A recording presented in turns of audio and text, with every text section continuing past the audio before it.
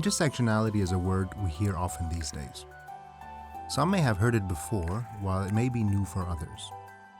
In this video, we look at what we mean when we use the term and how we can put it into action, or operationalize it in our own work.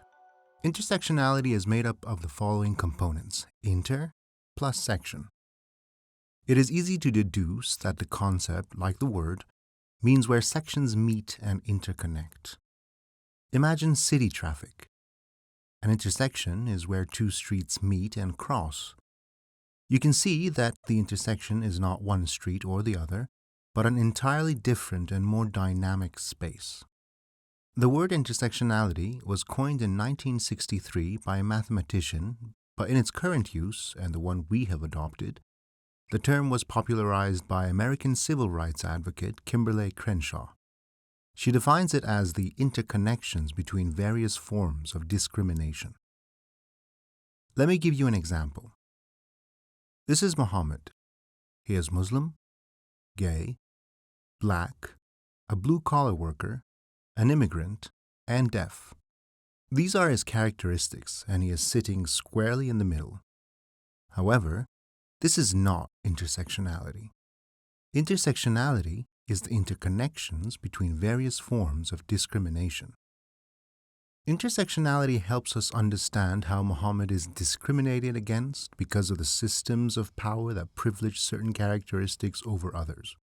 For example, he might face barriers because of his faith, Islam, which is sometimes amplified by Islamophobia.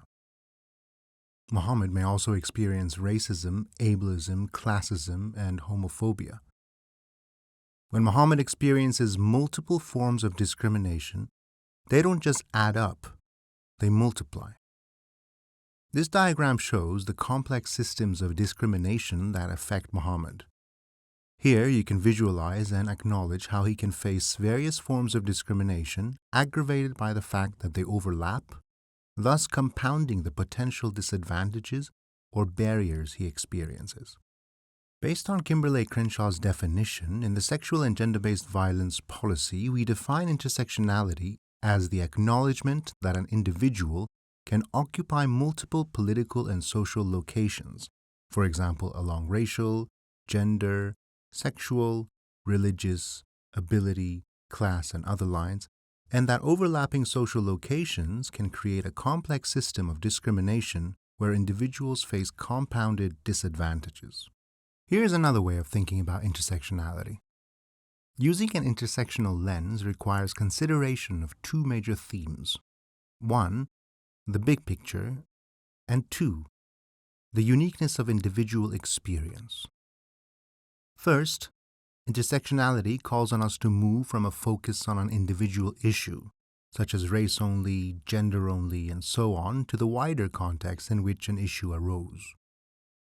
This means, for example, that only by approaching sexual violence in the wider context, considering racism, colonialism, sexism, cis-heterosexism, and all of the other interlocking systems of power, will we be able to understand the real impact of the violence. As a result of seeing the big picture, we will be able to respond or support a survivor in a more meaningful way. Second, intersectionality calls on us to acknowledge that the factors affecting an individual produce a unique, substantively different experience of discrimination from one person to another. Therefore, a person addressing disclosure of interpersonal harm, such as sexual violence, would understand, using an intersectional approach, that it can be harmful to impose a solution based purely on other cases, case studies, or their own experiences of discrimination. Now that we know what intersectionality is, let's think about how we can apply it in our own work. Several scholars at Rutgers University developed a framework on how to operationalize intersectionality in their research. We can apply principles similar to what they propose in the context of addressing sexual and gender-based violence, or SGBV. Doing so can help us navigate our own next steps. To put intersectionality into action involves learning, harm reduction, accountability and transparency, and transformation. Learning is making an effort to educate yourself as a way to inform action. It starts with listening and involves curiosity, challenging assumptions, a recognition that there is always something to learn and maintaining good relations. Harm reduction is about shifting existing systems in ways that reduce harms, and it requires reflection, acknowledgement, transparency, and action. Accountability and transparency mean being clear about where we are and taking responsibility for the work we have yet to do. It requires discomfort, connection, and vulnerability. Transformation generates deep, creative, and transformative action and involves creativity, kindness and empathy, and reframing old ideas. This chart is meant to be non-hierarchical and non-linear.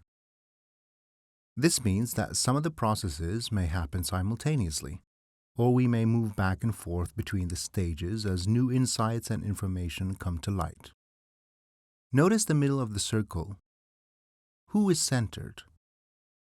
When taking an intersectional approach to any interpersonal harm, the person who was harmed is the only one who can help you understand their own experience. This leads us to the next question. How can we apply intersectionality when receiving SGBV disclosures? There are two important stages, acknowledgement and action. The first step to acknowledgement is to situate yourself.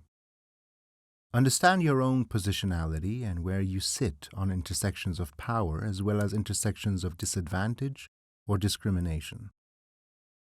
In recognizing your own positionality, you can see that it is specific to you and that others will not experience the world in the same way you do. This acknowledgement can limit harm to a person disclosing their own experience because it calls on us to resist the assumption that our experiences would be similar to theirs. Acknowledge that a survivor might experience very different impacts from the behaviors they have been subjected to than you might in the same circumstances. Following this principle, we can infer, for example, that comments such as, "If I were in your situation, I would do X," may not be as supportive to survivors as we might intend them to be. The second stage, action, calls on us to learn by asking questions and listening. Ask questions like, how have you been affected? What is most important to you right now? It is important you ask questions in an open-ended way and give a disclosure the space and time to answer. Action, however, must be more than just listening. It requires transformation. This is where you ought to challenge yourself to change and to make change happen. It may sound daunting, but small changes over time can have a huge impact. Think about the small things you can contribute, such as educating yourself and others, challenging problematic comments or ideas when you come across them, and deciding to become part of the solution by embracing openness, curiosity, and empathy. Ask yourself, what actions can you take to contribute to a learning environment free from discrimination? I leave you with a quote from the brilliant poet Audre Lorde, which perfectly summarizes why intersectionality is important. From my membership in all of these groups, Black, lesbian, feminist, socialist, poet, mother, I have learned that oppression and the intolerance of difference come in all shapes and sexes and colors and sexualities, and that among those of us who share the goals of liberation and a workable future for our children, there can be no hierarchies of oppression. I have learned that sexism and heterosexism both arise from the same source as racism.